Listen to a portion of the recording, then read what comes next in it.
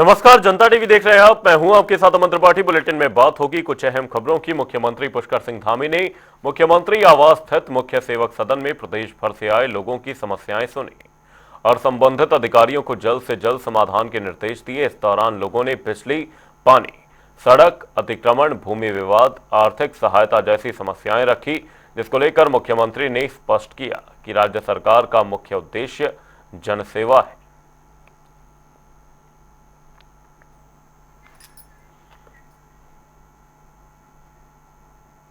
हरिद्वार में सांसद त्रिवेंद्र सिंह रावत ने बाणगंगा में सफाई अभियान चलाया, जिसके चलते सांसद अपने समर्थकों के साथ पंचलेश्वर घाट पर नदी में उतरे और बाणगंगा में जमा कचरा हटाया। इस दौरान तमाम स्थानीय सामाजिक कार्यकर्ता और स्कूली बच्चे भी मौजूद रहे। सांसद त्रिवेंद्र सिंह रावत बाणगंगा को पुनर्जीवित करने के लिए प्रयासरत हैं। पिछले दिनों उनकी मांग पर आईआईटी रुड़की के वैज्ञानिकों ने बाणगंगा का सर्वे किया था। बता दें कि सांसद का कहना है कि जल प्रदूषण तमाम बीमारियों का कारण बनता है, इसलिए नदियों को स्वच्छ रखना बेहद जरूरी है।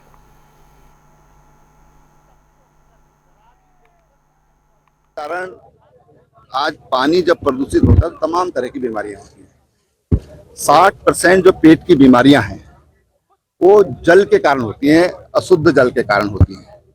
और इसलिए हमने आज वाण गंगा पर या पश्चिम वाहिनी गंगा जिसको बोलते हैं, उस पर आज हम ये स्वच्छता का संदेश यहाँ से देना चाहते हैं प्रदेशवासियों को, देशवासियों को और इस क्षेत्र के लोगों को कि भाई हमको इसको साफ सुथरा रखना है। दूसरी चीज, मुझे ये बताया गया कि जहां हम खड़े हैं कभी यहाँ तक ये पानी बहता था, ऐसे उस पार अगर हम देखें यानी कि पश्चिमी वाहिनी के राइट साइड में अगर हम देखें तो वहां भी लगभग आधा पौन किलोमीटर तक पानी कभी बहता था, ऐसे यहाँ के बुजुर्गों ने मुझे बताया। ग्राम्य विकास मंत्री गणेश जोशी ने पीएमजीएसवाई के विभागीय अधिकारियों के साथ बैठक की। इस दौरान उन्होंने निर्माण कार्यों की गुणवत्ता सुनिश्चित करने और समयबद्ध तरीके से काम पूरा करने के निर्देश दिए। साथ ही ग्राम्य मसूरी विधानसभा क्षेत्र में किए जा रहे कार्यों की प्रगति की भी विस्तार से जानकारी ली।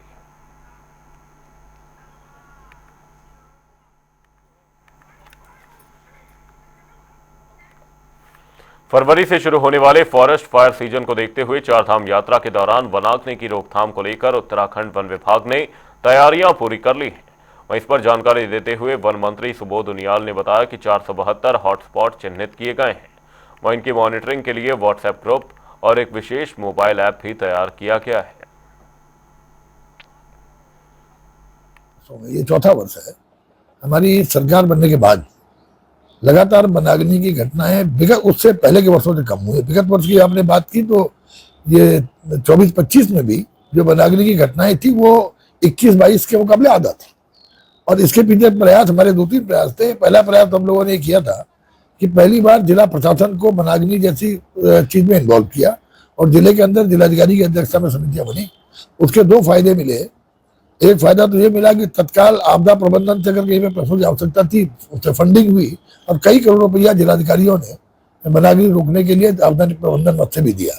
इसके साथ साथ मैन पावर और व्हीकल्स ये भी हमें जिला प्रशासन से मिली, तो इससे काफी असर पड़ा फॉरेस्ट वनाग्नि को कम करने में। दूसरा, उसके बाद हम लोगों ने पहली बार ग्राम प्रधान की अध्यक्षता में वनाग्नि प्रबंधन समिति बनाई। उत्तराखंड में हरीश रावत सरकार के समय मुस्लिम समाज और अन्य धर्मों के सरकारी लोगों को जुम्मे के समय की छुट्टी का आदेश जारी का एक पत्र लगातार सोशल मीडिया पर घूम रहा है, जिसमें उस वक्त सरकार के प्रभारी सचिव शैलेश बगोली के हस्ताक्षर हैं।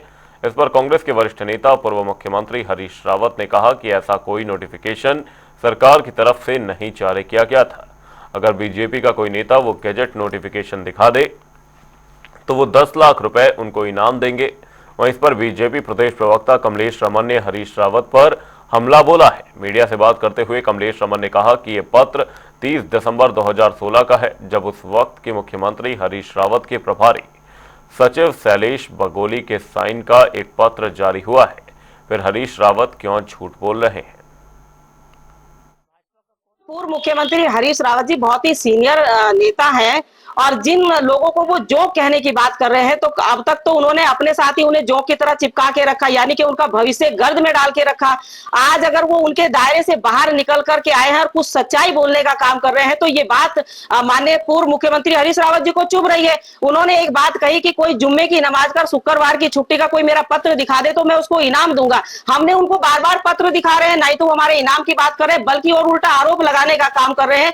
तो सबसे ज्यादा अगर इस उत्तराखंड के अंदर कोई झूठ बोलता है तो वो माननीय हरीश रावत जी बोलते हैं, जो बात बात पर अपनी चिट्ठी पत्रियों को भी झुठला देते हैं, अपने बयान को भी झुठला देते हैं। जब वो पूर्व मुख्यमंत्री रहे तब भी वो झूठ बोलते थे और आज पूर्व मुख्यमंत्री है, जिस प्रकार से वो प्रदेश के अंदर अपनी पर्दाफाश यात्रा को निकालने की कोशिश कर रहे हैं, तो मुझे लगता है कि माननीय हरीश रावत जी अपने प्रायश्चित यात्रा को निकाल रहे हैं, अपने किए गए जो कृत्य।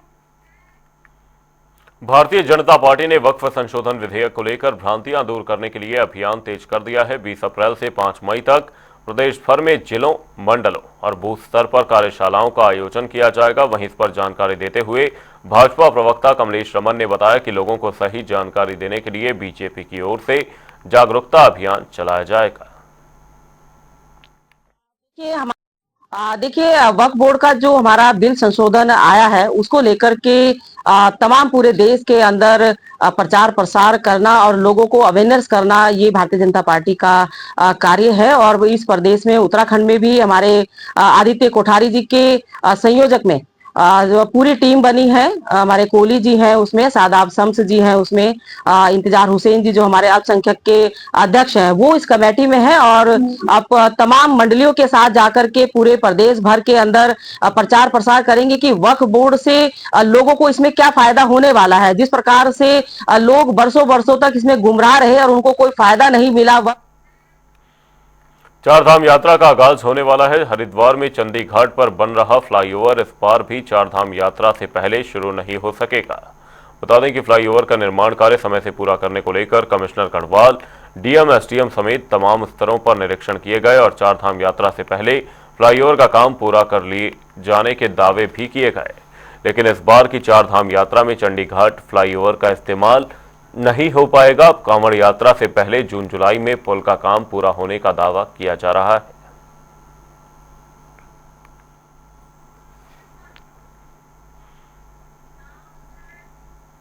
राज्य महिला आयोग की नवनियुक्त उपाध्यक्ष ऐश्वर्या रावत का तल्ला, नागपुर और 10 जुलाई आगमन पर क्षेत्रीय जनता ने फूलमालाओं से भव्य स्वागत किया। इसी को लेकर महिला आयोग की उपाध्यक्ष ऐश्वर्या रावत ने तल्ला, नागपुर के चोपटा, खड़पतिया खाल, घिमतोली समेत कई क्षेत्रों का भ्रमण किया। साथ ही केंद्रीय संगठन और सीएम धामी के जन जागरूकता अभियान चलाकर महिलाओं को अपने अधिकारों के प्रति जागरूक करने की बात कही। उन्होंने आगर गांव में भगवान शिव के नवनिर्मित मंदिर के 3 दिवसीय सकलीकरण यज्ञ में शामिल होकर पुण्य अर्जित कर विश्व समृद्धि की कामना भी की।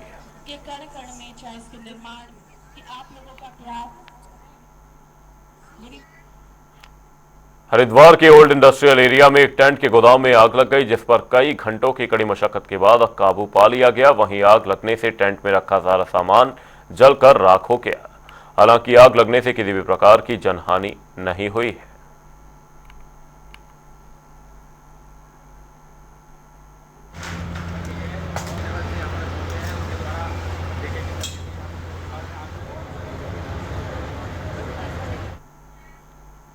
उत्तराखंड पुलिस महानिदेशक दीपम सेठ ने सेना के जवानों, भूतपूर्व सैनिक, अर्धसैनिक बलों के जवानों और पुलिस पेंशनर्स के कल्याण के लिए नोडल अधिकारी नियुक्त करने के निर्देश दिए हैं, ताकि इन सभी को कोई समस्या हो तो उसका पुलिस के स्तर पर हल किया जा सके।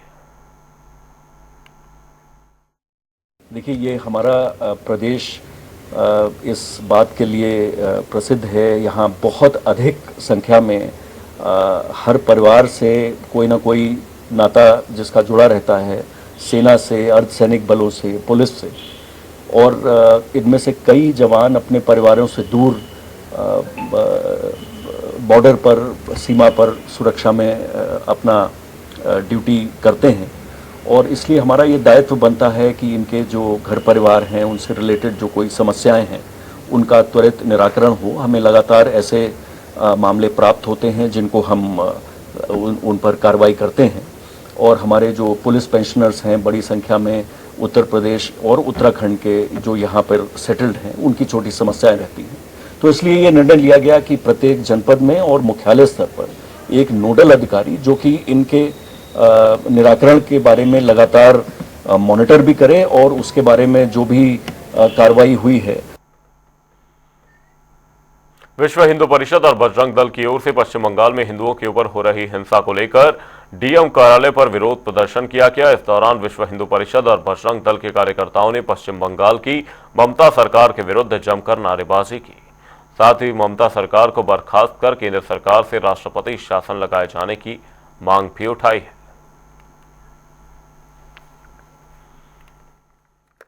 घोर अत्याचार हो रहा है मुस्लिम तुष्टीकरण के चलते। ये सब स्वतंत्र भारत में नहीं चलेगा। विश्व हिंदू परिषद को इसके लिए और कठोर कदम उठाने पड़ेंगे। ममता दीदी को तुरंत बर्खास्त करके राष्ट्रपति शासन लगाना बहुत आवश्यक हो गया है। और मैं हमारी मोदी सरकार से ये पुरजोर हमारा निवेदन है, आग्रह है, दुराग्रह है, ममता सरकार को बर्खास्त करके और राष्ट्रपति शासन लगाना चाहिए। राजधानी देहरादून के जिलाधिकारी सविन बंसल की अध्यक्षता में ऋषिपर्णा सभागार कलेक्ट्रेट परिसर में विभिन्न विभागों के आला अधिकारियों के साथ बैठक का आयोजन किया गया, जिसमें डेंगू मलेरिया से बचाव और रोकथाम संबंधी विषयों पर चर्चा की गई। साथ ही डेंगू मलेरिया आदि बीमारियों की रोकथाम के लिए कारगर कदम उठाने को लेकर डीएम ने अधिकारियों को निर्देश भी दिए। हमारा बहुत ही क्रुशियल समय है और ऑनरेबल सीएम के स्ट्रिक्ट डायरेक्शंस हैं कि हमको प्रिवेंटिव सर्वेलेंस और जो हमारी प्रिवेंटिव एक्टिविटीज़ हैं, चाहे वो सोर्स रिडक्शन हो, लार्विसाइडल स्प्रेज हो या फिर हमारे फॉगिंग हो, डोर टू डोर जाके लोगों को समझाना हो हमारी जॉइंट टीम्स द्वारा, जिसमें अर्बन आशाज, हमारे नगर निगम के ग्राउंड कर्मचारी और हमारे अर्बन एरिया के अमीन, पटवारी, ये सब लोगों का दायित्व है, इंक्लूडिंग हमारे सम्मानित वार्ड मेंबर्स का, कि प्रथमतः तो लोगों में जानकारी का अभाव नहीं होना चाहिए कि उनको किस तरह से खुद को और अपने बच्चों को प्रोटेक्ट करना है।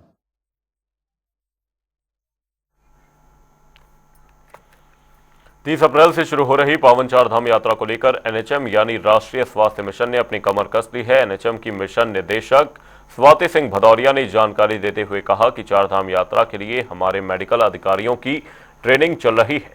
इस बार हम चारों धामों में कुल 102 स्वास्थ्य मित्र तैनात कर रहे हैं। इसमें जो हमारे मेडिकल ऑफिसर्स हैं उन सबकी ट्रेनिंग भी चल रही है अभी, और जो रेगुलर मेडिकल स्टाफ है हमारा उसके अतिरिक्त स्वास्थ्य मित्र भी लगाए जाते हैं, जो 102 की संख्या में इस बार एनएचएम द्वारा लगाए जा रहे हैं। और हमारी जो मेडिकल रिलीफ पोस्ट हैं वो भी चारधाम रूट पे लगाई जाती हैं। तो 25 हमारी इस बार एमआरपीज भी लग रही हैं, जिसमें स्वास्थ्य मित्रों को और हमारे फार्मासिस्ट और मेडिकल ऑफिसर्स को पोस्ट किया जाएगा, जो कि हमारे आने वाले सभी श्रद्धालुओं की जांच और स्क्रीनिंग का कार्य करेंगे। गर्भवती महिलाओं की मृत्यु दर को कम करने के लिए राष्ट्रीय स्वास्थ्य मिशन की ओर से उच्च जोखिम गर्भावस्था यानी हाई रिस्क प्रेगनेंसी को चिन्हित करने पर काम कर रहा है।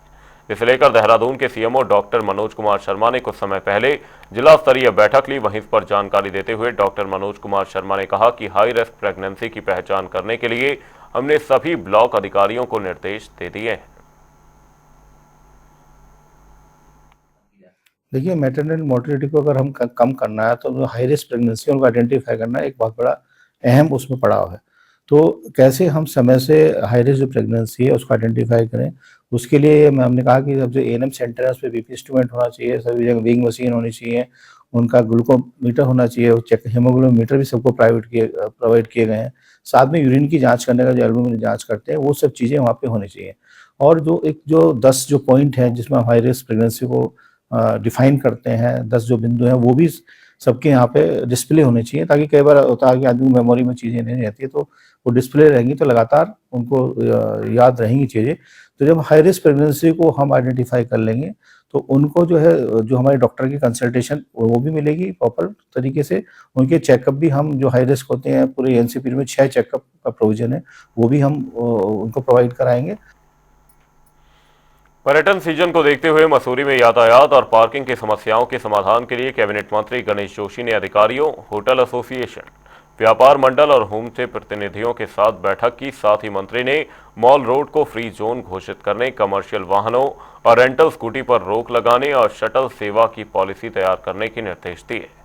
साथ ही किमाड़ी मार्ग को वैकल्पिक यातायात मार्ग के रूप में विकसित करने की बात कही। मसूरी व्यापार मंडल ने पार्किंग व्यवस्था सुधारने और घंटाघर पर जाम से निजात की मांग भी उठाई। एक बैठक बुलाई गई थी जिसमें सभी स्टेक होल्डर्स को बुलाया गया था। माननीय मंत्री जी द्वारा मसूरी की व्यवस्थाओं को बनाने के लिए डीएम, एसएसपी सभी को निर्देशित किया गया है। हम माननीय मंत्री जी का तहे दिल से धन्यवाद करते हैं कि उन्होंने लोकल लोगों के हित में देखते हुए और मसूरी को व्यवस्थित बनाने के लिए आज जो दिशा निर्देश दिए हैं वो काबिले तारीफ़ हैं। और हमारा ऐसा मानना है कि समस्त अधिकारी जो हमारे माननीय मंत्री जी द्वारा दिए गए निर्देश हैं उसको फॉलोअप करेंगे ताकि हम अच्छा सीजन कर सकें और पर्यटकों का अच्छे से हम स्वागत कर सकें।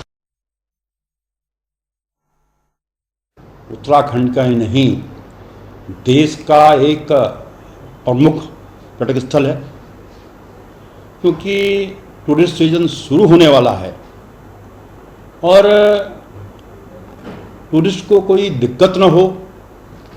टूरिस्ट यहाँ से जाए तो ये संदेश लेकर जाए कि अगर जाना है तो मसूरी जाओ, वहाँ की व्यवस्था बहुत सुव्यवस्थित है, वहाँ पर पार्किंग है, वहाँ के होटेलियर्स, वहाँ के व्यापारी, वहाँ के आम नागरिकों का, वहाँ की पुलिस का, वहाँ के प्रशासन का व्यवहार टूरिस्ट के साथ बहुत अच्छा है।